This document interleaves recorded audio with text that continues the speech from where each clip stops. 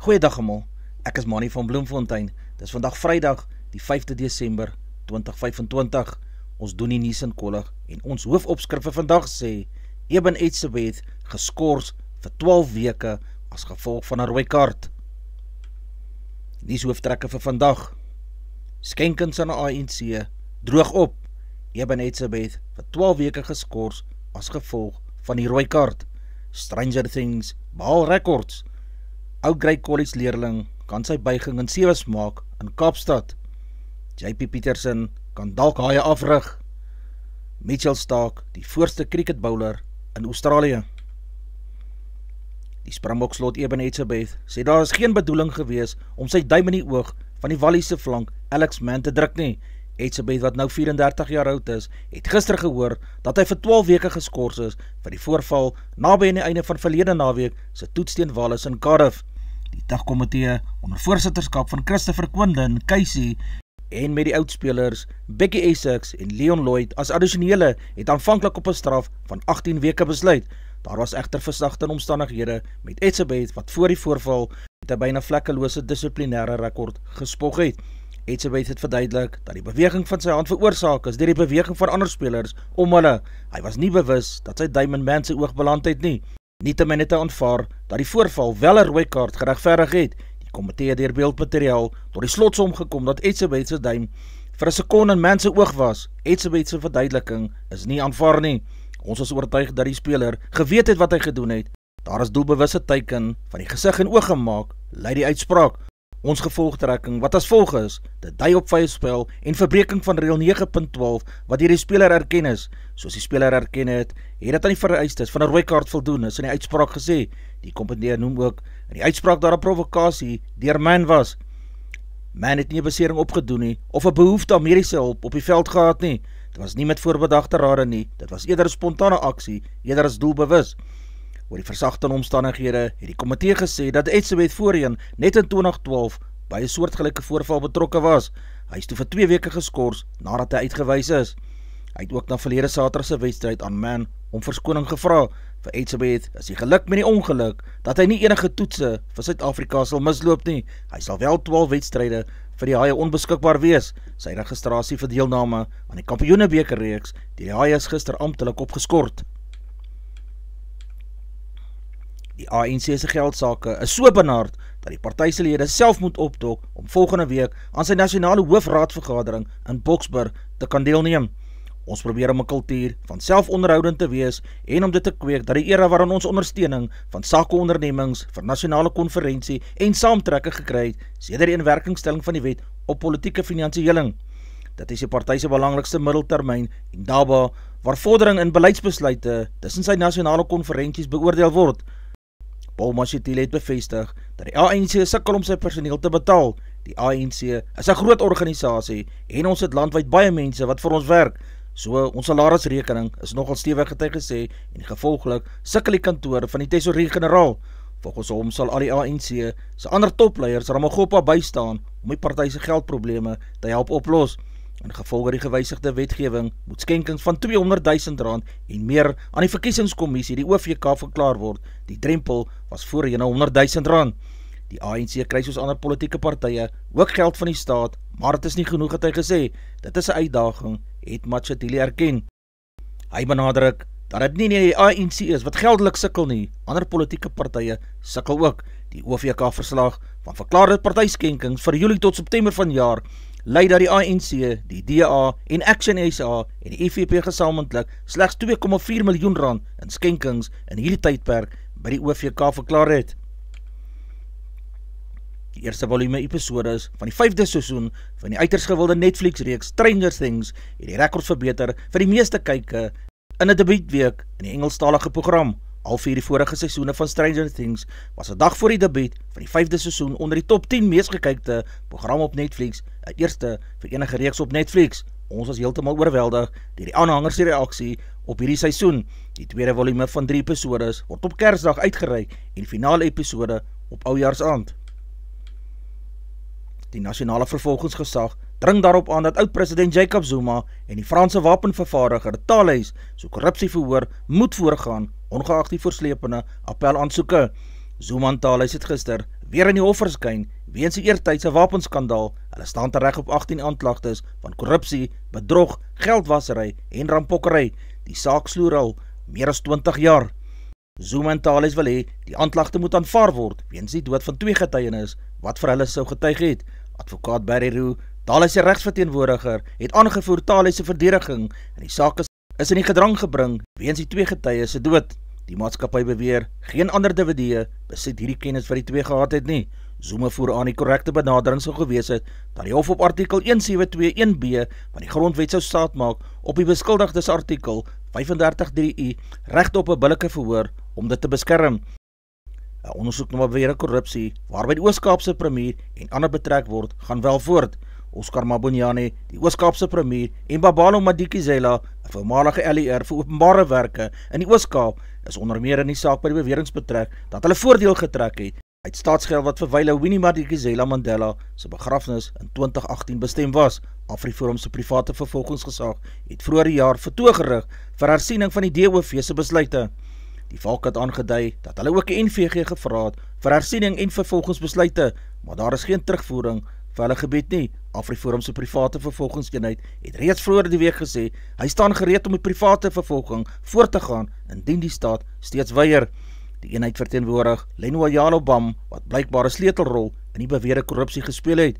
Bam het voorheen beweer Mabonyane het R450.000 ontvang en Madikizela R350.000 via onderneming. Daar was nog 'n ontsnapping uit polisieaanhouding, hierdie keer in Robertson. Die 30-jarige Richard Jenkenso is volgens inligting 'n ongedokumenteerde immigrant wat na die hof vervoer is om te verskyn op 'n aanklagte van aanranding met die doel om ernstig te beseer en 'n oortreding van die wet op immigrasie toe uit polisieaanhouding ontsnap het. Die DA gaan die ontsnapping en al die ander mense wat die afgelope 2 maande in die provinsie uit polisieaanhouding ontsnap het, asook die stilte daaroor deur die provinsiale hoof, luitenant-generaal Thembisile Patekile, onder die aandag van die Wes-Kaapse ombudsman vir polisieaangeleentheid bring. Die afgelope 2 maande was daar ontsnappings uit die aanhoudingsselle by die Landershowe in Wynberg, die Strand en Bellville, asook die Seepunt polisiekantoor en Woensdag in Robertson. Jacqueline is nog nie aangekeer nie, geen foto van die ontsnapte is nog deur die polisie uitgereik nie. 2 mans van Kayamandi by Stellenbosch wat op 14 November skuldig bevind is aan die moord op Chenai Prins wat 23 jaar oud was in Februarie 2020 is Dinsdag in die Hooggeregshof lewenslang tronk toegestuur. Die waarnemende regter het in sy uitspraak gesê nie een van die 2 het enige berou van hulle dade getoon nie.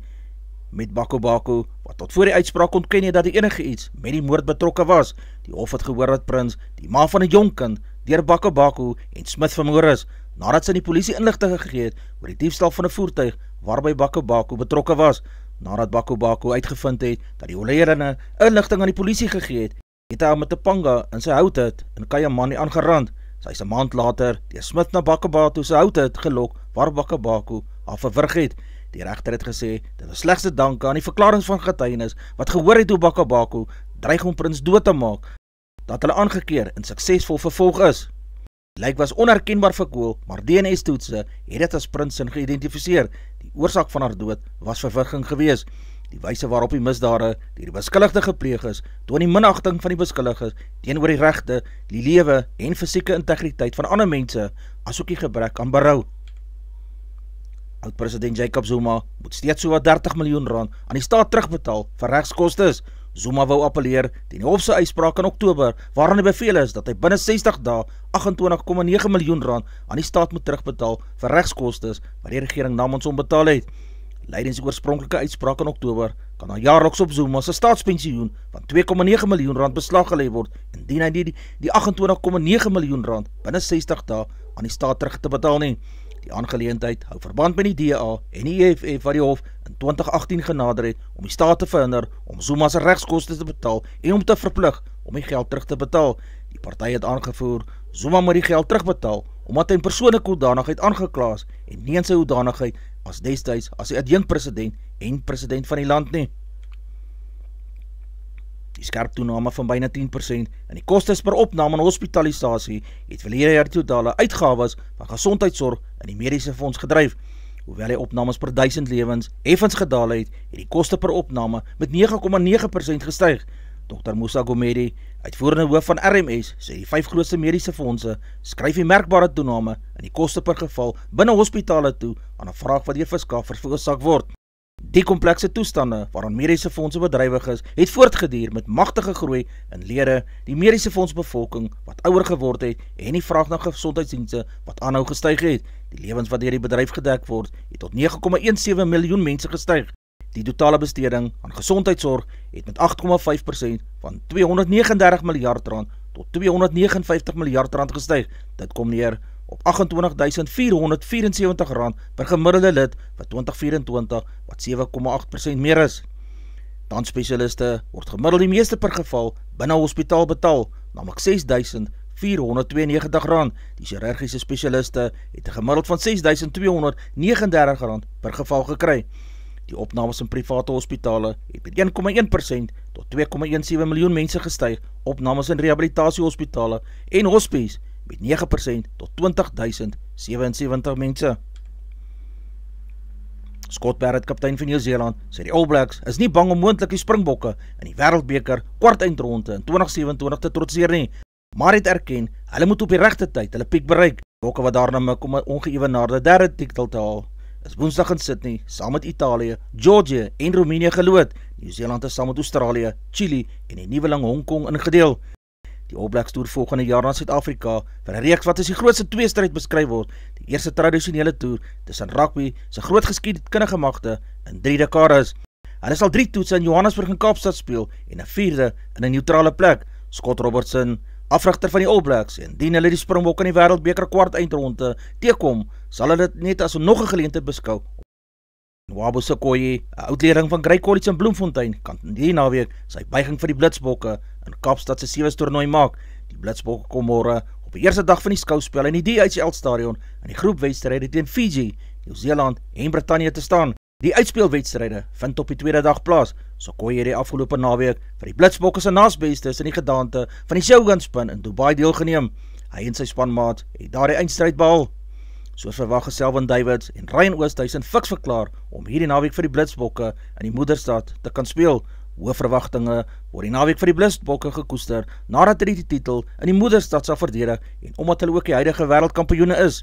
Die Blitsbokke se 13tal van die naweek is Christie Grobbelaar, Ryan Oosthuizen, MP Visser die kaptein, Zane Davids, Ricardo Duarte, Ronald Brown, Selwyn Davids, Nwabo Sekoye, Selton van Wyk, Donovan Don, David Brits, Zander Snyders en laastens Tristan Leitz. Die jong Noorweer Christopher Reitan se naam het die afgelope maande gereeld in die Europese DP World reeks onder die voorlopers verskyn in golf. Dit was gister die eerste ronde van die Nedbank uitdagtoernooi op die Garrett Playerbaan by Sun City weer op sy stuk en het om met 'n telling van 63 houe, 9 houe, beter as die baansuiwer, vroeg as die voorloper in die toernooi gevestig.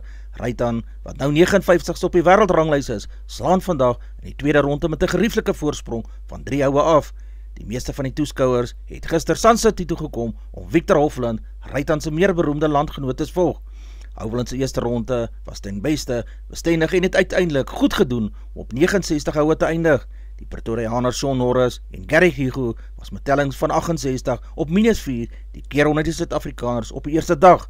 Hulle saam met 'n groot groep spelers in die gesamentlike 5de plek 5 houe agteruit in. Tristan Lawrence en Aldrich Potgieter, albei op 69 houe, is saam met Hofland 'n verdere hou terug.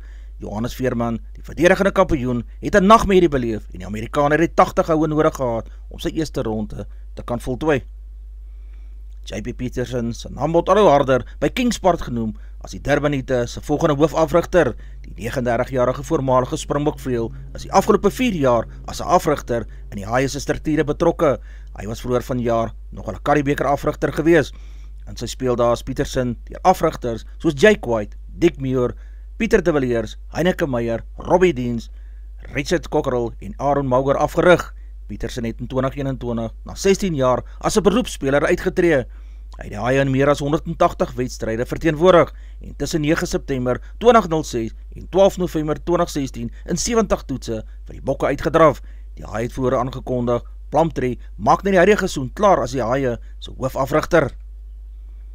Die Kaapenaars het gister by die hoërskool E.G. Jansen in Boksburg 'n broekskeersege behaal om onoorwonde klaar te maak met 14 punte bo aan die puntelys. Johannesburg moes laatmiddag uithaal om sy Gautengse derby teen Tshwane met 44-40 te wen. 4 spanne rondom talie wedstryde sal vroeg vanoggend afgehandel moet word. Die Bloemfonteiners van Mangaung sal teen die KwaZulu-Natalers van eThekwini te staan kom en Nelson Mandela Bay pak Kaunda van Potchefstroom vandag. Sou Mangaung nog 2 punte insamel, eindig hy derde met 9 punte. Mitchell Starc het gister op eerste dag van die tweede toets in die reeks om die af in Brisbane die rekordboeke vir linkerhandse snelbouders herskryf. Hierdie Hotlou het met sy 415e paaltjie in toetskrieke die legendariese linkerhandse snelbouder van Pakistan, Wasim Akram, wat 414 gehad het, verbygesteek. Toe die Engelse kolwer Harry Brook op 31 sy derde slagoffer op die eerste dag van die middag aan toets geword het. Die veelsidige Hardik Pandya, wat sedert September weens 'n besering buite aksie was, is terug in die Indiese span vir Van Deesman se T20 reeks teen Suid-Afrika. Geel wat Indië in toets en eendagwedstryde aangevoer het verlede maand in die eerste toets teen Indië en die Proteas 'n nekbesering opgedoen. Hy het die res van die reeks van 2 toetse en die daaropvolgende eendagreeks misgeloop. Advertensie van Netwerk 24 teken in en kry verskeie tydskrifte en koerante. Advertensie van Bloemkeel for you. Jy kan vir Dian of Susan by 082-390-3339 kontak. Hulle sê jy voertuig se registrasie namens jou behartig. Ons weerberig vir die streek lyk so: Messina 21-36, Polokwane 16-30, Lephalale 18-34, Mbombela 17-32, Maikeng 20-33, Pretoria 18-32, Johannesburg 17-31, Ermelo 13-28, Galagadi 24-36, Gaborone 21-34, Richards Bay 18-26, Pietermaritzburg 15-22, Durban 18-25, Port St. John's 18-24, Pongola 19-34, Maputo 21-35, Bethlehem 13-29, Bloemfontein 15-31, Alawal Noord 16-29, Welkom 17-33, Vryburg 19-34, Kimberley 20-35, Appington 20-37, Prieska 22-37, Springbok 15-30, Karasburg 18-34, Keetmanshoop 21-34, Mariental 24-33, Alexander Bay 15-19, Brandvlei 18-34, Loederitsbaai 17-30, Vredendal 15-31, Kaapstad 17-22, Sutherland 11-27, George 15-20, Jeffreys Bay 14-24, Kebarra 12-24, Graaff-Reinet 12-25, Kaaphooggelas 16-23, De Aar 17-32, Multino 11-28, Beaufort West 15-29, ons Londen 14-25. Ons markte vir die dag, die rand verhandel teen R17 teenoor Amerikaanse dollar, Australiese dollar kos R11.24, 'n euro kos R19.81, die pond verhandel teen R22.68, 'n yen kos 11 sent, die prys van silwer per fyn ons is $56.77 Amerikaanse sent, platinum kos $1,644, palladium se prys is $1,439, goud per fyn ons is $4,204, Brent olie per vat is $62.67 Amerikaanse sent. Gedagte vir die dag, die lewe is soms beter as jy altyd omgee wat ander mense van jou dink nie. Dis al vir vandag. Onthou om te like, deel met jou vriende en jou vriendinne en onthou om te subscribe. 'n Aangename dag word vir almal toegewens.